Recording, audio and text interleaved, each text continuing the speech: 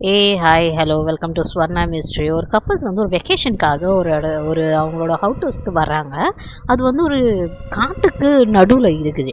அந்த காட்டுக்கு நடுவில் வந்தோடனே ஒரு ஃபோட்டோ எடுத்துக்கிட்டாங்க. ஒரு ஃபோட்டோ எடுத்தோடனே அந்த வீடுக்கு அந்த அழுக்காக இருக்குதுன்னு சொல்லி டஸ்டிங் எல்லாம் அந்த பொண்ணு பண்ணிகிட்ருக்கு, க்ளீன் பண்ணிகிட்ருக்கு. அப்போ வித்தியாசமாக மேலேருந்து சத்தம் வர மாதிரியே இருக்குது. ஆனால் அந்த பொண்ணு பயத்தோடய அந்த வீடை க்ளீன் பண்ணிவிட்டு கீழே மட்டும் க்ளீன் பண்ணி முடிச்சிடுச்சு. எந்த இடத்துல அவங்க இருப்பாங்களோ அந்த இடத்த மட்டும் க்ளீன் பண்ணி முடிச்சுக்கிட்டு அது சத்தத்தை கேட்டுக்கிட்டு அப்படியே பயத்தோட பண்ணி முடிச்சிடுச்சு. அது வந்து கொஞ்சம் யோசிச்சு நம்ம இப்போ புதுசாக வந்து தானே நம்மளுக்கு அப்படி தோணுது அப்படின்னு சொல்லிட்டு சாப்பிட்டுக்கிட்டு எல்லாம் படுத்துக்கிட்டாங்க.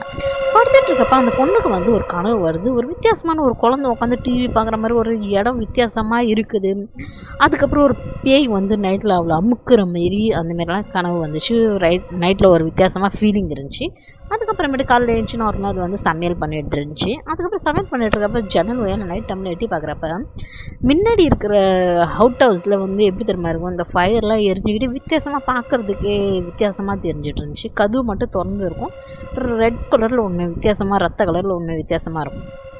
அது பார்த்துட்டு அதுக்கப்புறம் நார்மலாக அப்புறம் குழந்தை கூட நல்லா விளாண்டுட்டு இருந்துச்சு. விளாண்டுட்டு இருக்கிற அப்புறமே அது ஒரு ஃபீல் ஆகும், நம்மளை யாரோ பார்க்குறாங்க, வித்தியாசமான ஒரு ஃபீல் வந்துக்கிட்டே இருந்துச்சு. அதுக்கப்புறமேட்டுக்கு வெளியே வந்து கேம்பிங் போட்டு அப்படியே உட்காந்துருந்தாங்க ஹஸ்பண்ட் ஒய்ஃப் எல்லாம். அப்புறமேட்டுக்கு அந்த பொண்ணு என்ன பண்ணுச்சுன்னா, ஒரு வித்தியாசமான ஃபீலிங், சத்தம் வருது, போய் பார்க்கலாமே அப்படின்னு சொல்லி அது போய் பார்த்துச்சு. பார்த்தா ஒரு டோர்லேருந்து ஒரு கை தெரியுற மாதிரி இருந்துச்சு. திடீர்னு பார்த்தா அந்த கையை வந்து மறைஞ்சு போச்சு.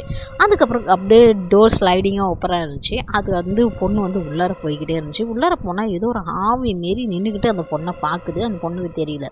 அப்புறம் அந்த பொண்ணை நோக்கி உள்ளே போனால் ரெட் கலரில், ரத்த கலரில் வித்தியாசமாக லைட் எரியுது, ஒரு மாதிரியாக இருக்குது. அப்புறம் பார்த்தா மேலேருந்து கீழே பேய் இறங்கி வருது. அதுக்கப்புறம் அந்த பொண்ணு கூட என்ன நடந்துச்சுன்னு பார்க்கணுன்னா இந்த சேனல் நீங்கள் சப்ஸ்கிரைப் பண்ணணும், லைக் பண்ணணும், ஃப்ரெண்ட்ஸ் அண்ட் ஃபேமிலிக்கு ஷேர் பண்ணணும், அப்லோட் பண்ணுவேன். Until that take care, bye bye.